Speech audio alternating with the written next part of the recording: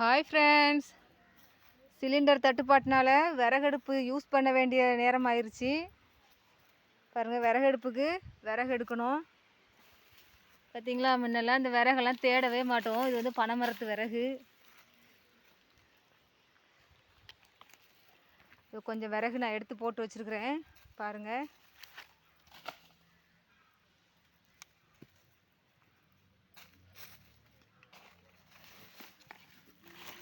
இந்த விறகெல்லாம் குப்பையில் போட்டு கொளுத்தி விடுவோம் தோட்டம் க்ளீன் பண்ணும்போது. இப்போது அதே விறகை எடுத்து எரிக்கிறதா இருக்குது. காரணம் சிலிண்டர் தட்டுப்பாடு. பாருங்கள், இந்த கட்டை வேப்பங்கட்டை, வேப்ப மரம் வெட்டினோம்ல, அதில் உள்ள கட்டை, சிரட்டை, தேங்காய் சிரட்டை,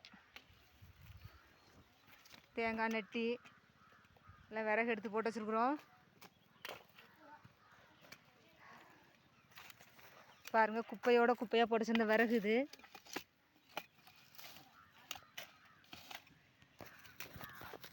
இப்போ இந்த விறகை தான் நம்ம எரிக்கிறதுக்கு எடுக்கணும். கொடியோட பின்னிக்கிட்டு இருக்குது. விறகெல்லாம் எடுக்கணும். கொஞ்சம் சிரமமாக தான் இருக்குது விறகெல்லாம் எடுக்கிறதுக்கு. வேறு என்ன பண்ணுறது?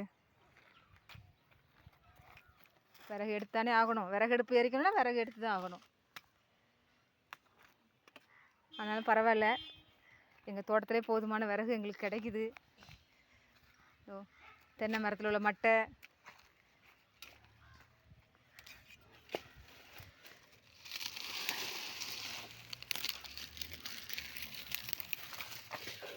இது எல்லாமே அடுப்பு எரிக்கிறதுக்கு நமக்கு உதவும். அதில் விறகு எடுத்துகிட்டு இருக்கிறோம்.